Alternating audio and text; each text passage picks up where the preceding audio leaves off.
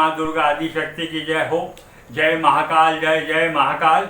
मैं पंडित अशोक शर्मा उज्जैन वाला सभी जिज्ञासु महानुभावों को नमस्कार करता हूँ। आज हम चर्चा करेंगे काल सर्प दोष के बारे में। काल सर्प दोष वास्तव में होता क्या है? काल सर्प दोष जो है वो पितृ दोष ही होता है। प्राचीन ज्योतिष में पितृ दोष के बारे में बताया गया है। तो जो देवज्ञ शोधकर्ता होते हैं तो उन शोधकर्ताओं की जो जांच में ये पाया गया कि जो पितृ दोष है उसमें जो जब राहु और केतु के बीच में सारे ग्रह आ जाते हैं, चाहे दाईं तरफ आए चाहे बाईं तरफ आए, किंतु किसी भी एक तरफ आते हैं और एक तरफ का हिस्सा खाली रहता है गोलार्ध का, तो काल सर्प दोष माना जाता है। और काल सर्प दोष में जो ये बाकी के ग्रह हैं, मतलब राहु और केतु, तो बाकी के 7 ग्रह, ये 7 ग्रह बंध जाते हैं और शुभ फल देने में असमर्थ हो जाते हैं। सर्प दोष में जातक को काफी पीड़ा, काफी परेशानियां, काफी हैरानी परेशानी, धन से तंगी, इस प्रकार का देखा जाता है। पत्नी वियोग, संतान का वियोग, इस प्रकार का तकलीफ देखी जाती है। आप मेरा वीडियो देख रहे हैं, आपको अच्छा लग रहा है, आप मेरे वीडियो को सब्सक्राइब कीजिए और ज़्यादा से ज़्यादा अपने मित्रों को शेयर करिए। काल सर्प दोष 288 प्रकार का माना गया है, किंतु वास्तव में जो मूल है उसी के ऊपर से है 288। तो जो मूल है वो मूल 12 हैं, और 12 वो कौन कौन से हैं ये मैं आपको बताता हूँ।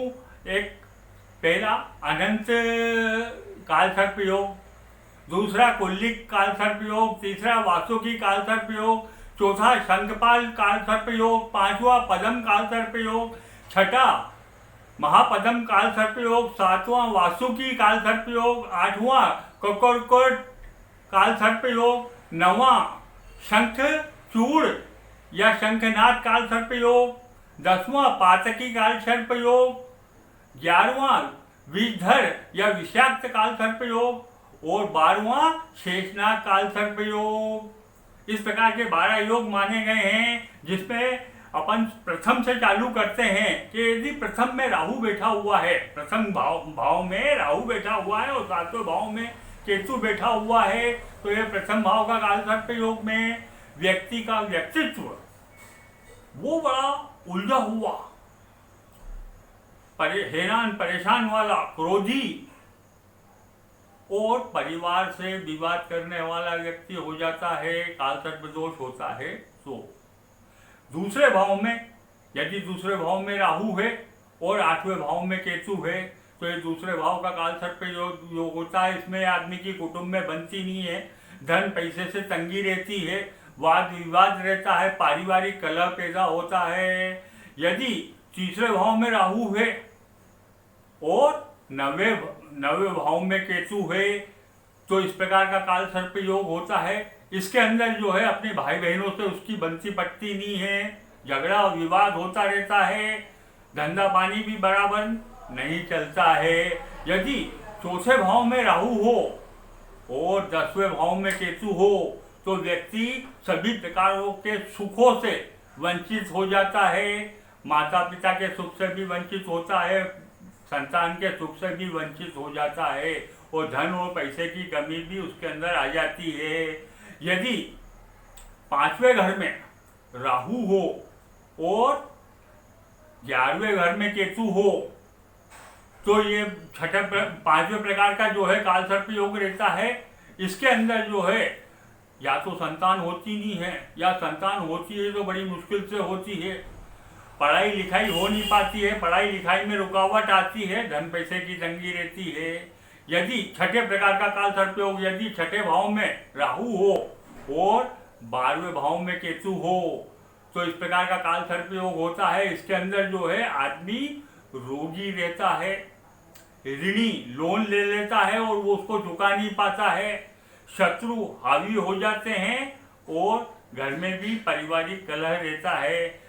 7वें प्रकार का जो है काल सर्प योग, जिसमें 7वें भाव में राहु और पहले भाव में केतु होता है, तो इस प्रकार का काल सर्प योग होता है। इसके अंदर पत्नी से बनती पटती नहीं है, यार दोस्तों मित्रों से बनती पटती नहीं है, और व्यक्ति जो है हैरान परेशान रहता है, धंधा पानी या नौकरी उसकी बराबर चलती नहीं है। अब यदि 8वें भाव में राहु हो और दूसरे भाव में केतु हो तो जो है व्यक्ति जो है पत्नी से वाद विवाद करने वाला होता है। क्यों कि ये जो 8वां भाव है ये जो है पत्नी में सुहाग का रहता है, तो इस प्रकार का वाद विवाद करता है, गरीबी में अपना समय पास करता है और परेशानियों का उसको कोई हल नहीं मिल पाता है। अब यदि 9वें भाव में राहु हो और तीसरे भाव में केतु हो तो जो है व्यक्ति भाग्योदय नहीं हो पाता उसका, और वो जो है वो छोटे मोटे काम करके और अपना समय और जीवन व्यतीत करता है। धन की तंगी रहती है, यार दोस्तों से सहायता नहीं मिलती है। अब यदि 10वें भाव में राहु हो और 4वें भाव में केतु हो तो व्यक्ति जो है वही अपने माता पिता से परेशान, धंधे पानी से परेशान, नौकरी से परेशान होता है और धन की तंगी रहती है। अब यदि 11वें भाव में राहु हो और 5वें भाव में केतु हो तो व्यक्ति जो है वो धन पैसे से कमी रहती है, बड़ों बूढ़ों से झगड़ा विवाद होता रहता है, वो बड़ों बूढ़ों का आदर नहीं करता है और परेशानियों को झेलता है। अब यदि 12वें भाव में राहु हो और 6ठे भाव में केतु हो तो ये वाला दोष पैदा होता है और व्यक्ति जो है हैरान परेशान रहता है, मुकदमेबाजी, झगड़े, पारिवारिक विवाद और जेल खाने से हैरान परेशान रहता है और अपनी जिंदगी गुजारता है। मैंने आपको ये 12 प्रकार के काल सर्प दोष के योग बता दिए। अब आप देखिए कि यदि काल सर्प दोष वाला व्यक्ति पीड़ित होता है तो वो उसको क्या क्या उपाय करना चाहिए। किंतु आप ये भी ध्यान रखते हैं कि काल सर्प दोष जो है जब राहु से बनता है, शोधकर्ताओं ने ये पाया कि यदि राहु से बनता है तो ज्यादा पीड़ा देता है और जब केतु प्रभावी होता है तब उसकी पीड़ा में कमी हो जाती है।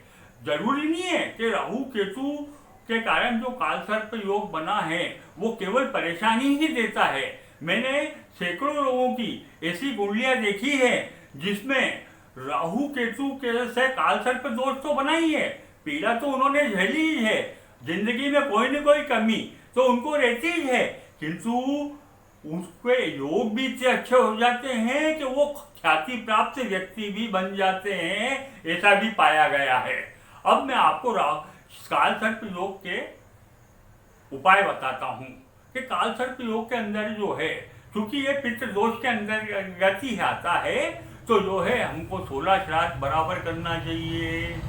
हमारे अपने पितरों का जो 16 दिन तर्पण करते हैं, यदि 16 दिन तर्पण करो तो बहुत अच्छी बात है, यदि जन्म तिथि पे करो तो भी अच्छी बात है। और उस जन्म तिथि पे पंडित, पुजारी, पुरोहित को बुलाइए, उसको भोजन कराइए, उसको जो है सम्मानी दक्षिणा दीजिए। काल सर्प दोष के अंदर क्योंकि महादेव का बहुत ज्यादा प्रभाव रहता है, महादेव सर्प तो हमेशा उनके गले में रहता ही है, इसलिए महादेव की पूजा करना चाहिए, या तो ओम नमः शिवाय या फिर जो है महाकाल का बीज मंत्र के साथ ओम हूं जूं सह त्र्यंबकम यजामहे सुगंधिं पुष्टिवर्धनम् उर्वारुकमिव वन्दनान् मृत्योर्मुक्षीयमामृतात् ओम सह जूं हूं ओम का जाप करना चाहिए।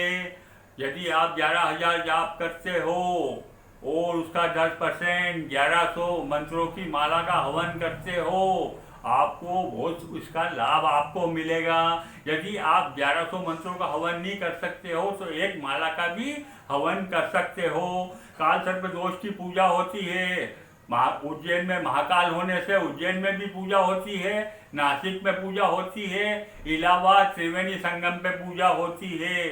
किंतु एक बात और मैं आपको बता दूं कि महादेव का मंदिर बने से आप जिस शहर में रहते हो उस शहर का महादेव का मंदिर जो चैतन्य हो, वहां पर आप महादेव की पूजा कर सकते हो, अर्चना कर सकते हो और ये आप महाकाल के मंत्र ओम हुम जुम सह इसका जो है पाठ करते हुए हवन आदि करवा के और आप काल सर्प दोष की पूजा संपन्न करवा सकते हो। आपको मैंने ये बताया, आपको इसी के साथ ये भी बता देता हूँ कि काल सर्प दोष में आप जितना दान करते हो, अंधे लूले लंगड़े की जितनी सहायता करते हो उतना आपको फायदा मिलेगा। वे उसी चर्चा में आपको ये बता देता हूँ कि ऐसा कैसे ही प्राचीन जो ग्रंथ हैं उनमें मंगल दोष का जिक्र नहीं मिलता है, किंतु शोधकर्ताओं ने जो शोध करा है उससे यह मालूम पड़ता है कि मंगल किस किस घरों में रहता है तो पारिवारिक कलह, पारिवारिक विवाद, पत्नी से विवाद पैदा करता है। इसलिए उन्होंने पाया, शोधकर्ताओं ने, कि प्रथम भाव में, चौथे भाव में, सातवें भाव में, आठवें भाव में और 12वें भाव में जब मंगल बैठ जाता है तो पत्रिका मांगलिक हो जाती है। तब वो पारिवारिक कलह, पारिवारिक परेशानी, पत्नी से परेशानी पैदा करता है। इसीलिए उसका निवारण करने के लिए लड़का और लड़की दोनों की पत्रिका मांगलिक हो तो इसका दोष का निवारण हो जाता है। ये भी प्राचीन ज्योतिष में नहीं था, ये भी जो दैवज्ञ, जो ज्योतिष शोध करता है उन्होंने पाया है। जो सैकड़ों साल से आप पांचांग देख रहे हो, उन पांचांगों में जो सैकड़ों साल से छपते हुए आ रहे हैं, जो पांचांग वाले जिनका गणित बहुत मजबूत होता है, बहुत तेज होते हैं वो गणित में, उस पांचांग में भी उल्लेख मिलेगा काल सर्प दोष का भी और मंगल दोष का भी। आज इतना ही, फिर मिलेंगे।